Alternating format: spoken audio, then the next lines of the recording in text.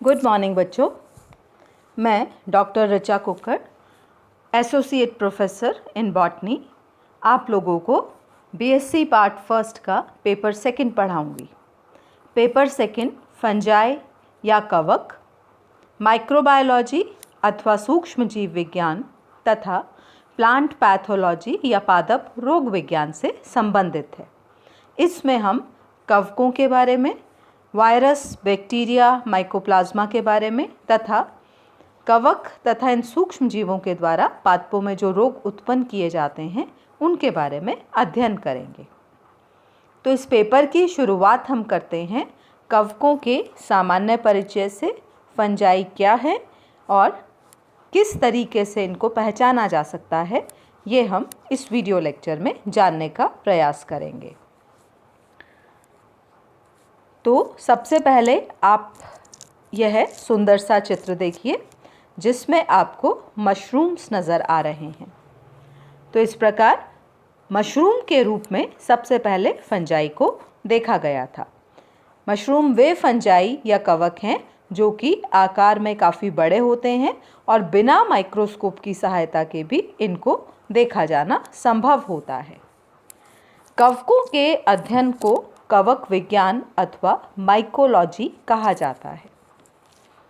तो सबसे पहले ये जानते हैं कि आखिर ये माइको शब्द या फंगस शब्द कहाँ से व्युत्पन्न हुआ। फंगस शब्द एक लैटिन शब्द से उत्पन्न हुआ है जो कि माइक्स तथा लॉगोस इनसे मिलकर बना हुआ है। माइकोलॉजी शब्द माइक्स से आया है जिसका अर्थ मशरूम से होता है, जो अभी अभी आपने पिछले चित्र में देखा। लॉगी शब्द या लॉजी शब्द जब भी आएगा तो ये लॉगोस से मिलकर बना होता है जिसका अर्थ होता है अध्ययन। तो लैटिन में मशरूम के अध्ययन को माइकोलॉजी कहा गया क्योंकि मशरूम एक ही प्रकार के कवक हैं या एक प्रकार के कवक ही हैं, अतः कवकों के अध्ययन को माइकोलॉजी अथवा कवक विज्ञान के नाम से जाना जाता है। कवक ऐसे ऑर्गेनिजम्स हैं या जीव हैं जिनमें क्लोरोफिल नहीं पाया जाता। क्योंकि इसमें क्लोरोफिल उपस्थित नहीं होता, अतः यह अपने लिए भोजन स्वयं नहीं बना सकते। तो यह परपोषी प्रकार के अथवा हीटरोट्रॉफिक प्रकार के ऑर्गेनिजम्स होते हैं। यह हम देख ही चुके हैं कि कवकों के अध्ययन को विज्ञान की शाखा कवक विज्ञान अथवा माइकोलॉजी के अंतर्गत सम्मिलित किया गया है। वे वैज्ञानिक जो कि कवकों का अध्ययन करते हैं उन्हें माइकोलॉजिस्ट कहा जाता है या कवक विज्ञानी कहा जाता है। अब लंबे समय तक यह प्रश्न वैज्ञानिकों को परेशान करता रहा कि कवक क्या हैं, पादप हैं अथवा जंतु हैं। कवक ऐसे जीव हैं जो कि दोनों ही प्रकार के लक्षणों को प्रदर्शित करते भी हैं और नहीं भी करते। अतः यह विवाद बना रहा कि इन्हें पादपों के अंदर सम्मिलित किया जाए या जंतुओं के अंदर सम्मिलित किया जाए। यह पाया गया कि पादपों की तरह कवकों में भी कोशिका भित्ति उपस्थित होती है। कोशिका भित्ति वह लाक्षणिक गुण है जो केवल पादपों में ही देखने को मिलता है, जंतुओं में देखने को नहीं मिलता। अतः कोशिका भित्ति की उपस्थिति के कारण कवकों को पादपों में सम्मिलित किया गया। लेकिन एक बहुत ही इम्पॉर्टेंट बात है कि यह कोशिका भित्ति पादपों की तरह सेल्यूलोज की नहीं बनी होती है, काइटिन नामक पदार्थ की बनी होती है। परंतु फिर भी सेल वॉल उपस्थित है, इसलिए कुछ हद तक कवकों को पादप विज्ञानी स्वयं में सम्मिलित करते हुए प्लांट्स के अंतर्गत इसका अध्ययन करते हैं। परंतु इनके गुणों का अध्ययन करें तो हम पाएंगे कि ना ये पादप जैसे हैं ना ये एनिमल्स जैसे हैं, अतः इन्हें एक अलग किंगडम फंजाई में सम्मिलित करना ज़्यादा उचित रहेगा। अब हम इनके पोषण पर अगर गौर करें तो ना तो ये अपना भोजन स्वयं बना सकते हैं और ना ही जंतुओं की भांति भोजन को खाते हैं या भक्षण करते हैं। तो फिर ये अपना भोजन कैसे ग्रहण करते हैं? अपना भोजन ग्रहण करने के लिए यह एक विशेष प्रकार के मैकेनिज्म चूषण क्रिया का प्रयोग करते हैं। सर्वप्रथम यह डाइजेस्टिव एंजाइम्स या पाचक एंजाइम्स का स्रावन करते हैं, जो कि इनके भोजन को एक जूस के रूप में या एक रस के रूप में परिवर्तित कर देता है और इस रस को यह ग्रहण करते हैं और इस प्रकार से अपना भोजन प्राप्त करते हैं।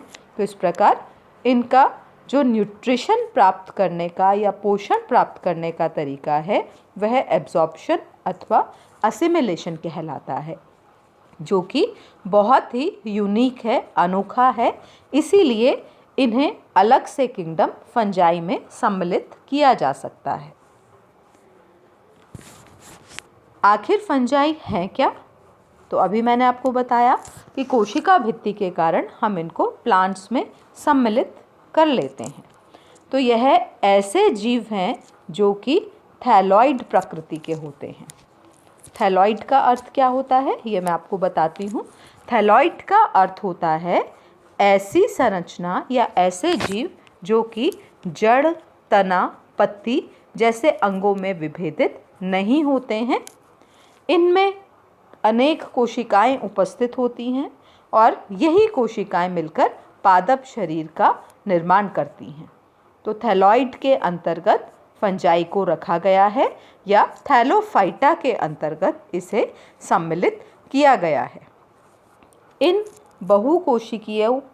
बहुकोशिकीय जीवों के चारों तरफ कोशिका भित्ति पाई जाती है, परंतु यह काइटिन नामक पदार्थ की बनी होती है।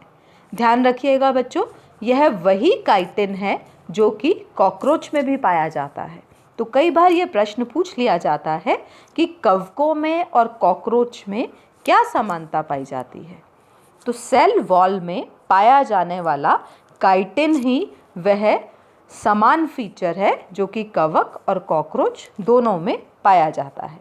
तो यह बात आपको ध्यान रखनी है। तो कवक थैलॉइड है, थैलोफाइटा है, अतः इसमें ना तो कोई ऊतक पाए जाते हैं, ना ही ऊतकों का विभेदन पाया जाता है और ना ही अंग पाए जाते हैं। तो सिंपल बहुकोशिकीय कोशिकाओं से मिलकर बनी हुई संरचना फंजाई कहलाती है। अब हम इस प्लांट बॉडी की या थैलॉइड बॉडी की बात करें तो हमें पता लगेगा कि जो फंजाई हैं इनकी प्लांट बॉडी धागे नुमा संरचनाओं से मिलकर बनी होती है।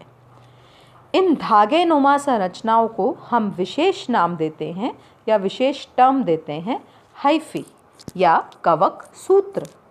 तो इस प्रकार फंजाई कैसे बने होते हैं? कवक सूत्रों से मिलकर बने होते हैं और अनेक कवक सूत्र आपस में गुंथकर एक जाल नुमा संरचना बना लेते हैं जिसे कि माइसीलियम नाम दिया जाता है। तो इस प्रकार कवकों का शरीर हाइफी का बना होता है और कई सारे हाइफी मिलकर माइसीलियम का निर्माण कर लेते हैं। अब यह माइसीलियम पटयुक्त हो सकते हैं, यानी सेप्टा या एक पट के द्वारा अनेक कोशिकाओं में इनको विभेदित किया जा सकता है, अथवा यह बिना पट के हो सकते हैं। तो जो पटयुक्त माइसीलियम होते हैं उन्हें कहा जाता है सेप्टेट तथा बिना पटयुक्त माइसीलियम को कहा जाता है एसेप्टेट। पुनः हम यह बात रिवाइज कर रहे हैं कि फंजाई में कोशिका भित्ति तो उपस्थित होती है, परंतु यह काइटिन नामक पदार्थ की बनी होती है। तो इस प्रकार फंजाई की प्लांट बॉडी थैलॉइड होती है। इसका चित्र हम आगे देखेंगे। अगर हम इस ग्रुप की बात करें तो फंजाई एक बड़ा ग्रुप है जिसमें लगभग 100,000 यानी लगभग 10 लाख के करीब जीवों को सम्मिलित किया गया है। यह संपूर्ण विश्व में तथा सभी स्थानों पर पाए जाते हैं। एक बहुत ही इंटरेस्टिंग बात है कि फंजाई को ग्रो करने के लिए या वृद्धि करने के लिए प्रकाश की आवश्यकता नहीं होती। तो अब आप सबके दिमाग में यह क्वेश्चन आएगा कि लाइट क्यों नहीं चाहिए? तो ये मैं आपको पहले ही बता चुकी हूँ कि फंजाई में क्लोरोफिल नहीं पाया जाता, ये एक्लोरोफिलस होते हैं। इसी वजह से लाइट एनर्जी का उपयोग इनके द्वारा किया जाना संभव नहीं हो पाता। क्योंकि ये लाइट एनर्जी से या प्रकाश की उपस्थिति में अपना भोजन स्वयं नहीं बना सकते, अतः इनको अपनी ग्रोथ के लिए लाइट की आवश्यकता नहीं पड़ती। तो बिना लाइट या प्रकाश के भी यह ग्रो कर सकते हैं। कवक सामान्यतः अंधेरे, नम तथा वार्म या ह्यूमिड स्थानों पर पाए जाते हैं। अब जैसा कि मैंने आपको बताया कि ये सर्वव्यापी हैं, अर्थात जल में, थल में, वायु में सभी जगह पाए जा सकते हैं। तो कुछ ऐसे कवक हैं जो कि जल में पाए जाते हैं, यह स्वच्छ जलीय भी हो सकते हैं, समुद्री जल में भी पाए जा सकते हैं। कुछ ऐसे कवक हैं जो कि स्थल पर उपस्थित होते हैं तथा कुछ ऐसे कवक हैं जो कि वायु में भी पाए जाते हैं। अब क्योंकि अपना भोजन ये स्वयं तो बना नहीं सकते, परंतु जीवित रहने के लिए इन्हें भोजन की आवश्यकता तो होती है। तो ये अपना भोजन कहाँ से प्राप्त करते हैं? ये अपना भोजन या तो मृत कार्बनिक पदार्थों से प्राप्त करते हैं, तो यह मृतोपजीवी कहलाते हैं या सैप्रोफाइट्स कहलाते हैं, या फिर यह अपना भोजन दूसरे जीवों से प्राप्त करते हैं। जब यह दूसरे जीवों पर भोजन के लिए निर्भर रहते हैं तो इनके लिए हम एक विशेष टर्म यूज़ करते हैं, पैरासाइट अथवा परजीवी। तो कवक या तो परजीवी हो सकते हैं, दूसरे प्लांट्स तथा एनिमल्स से अपना भोजन प्राप्त करते हैं, और अगर ये परजीवी नहीं हैं तो ये सैप्रोफाइट हो सकते हैं, मृतोपजीवी हो सकते हैं, जो कि मृत कार्बनिक पदार्थ से अपना भोजन प्राप्त करते हैं। यह देखिए, यह जो चित्र है यह आपको कवकों की प्लांट बॉडी के बारे में बता रहा है। पिछली स्लाइड में मैंने आपको बताया कि कवक सामान्यतः मल्टी सेल्यूलर होते हैं या बहुकोशिकीय होते हैं। इसका एक अपवाद है। ईस्ट एक ऐसा कवक है जो कि सिर्फ एक कोशिका का बना होता है।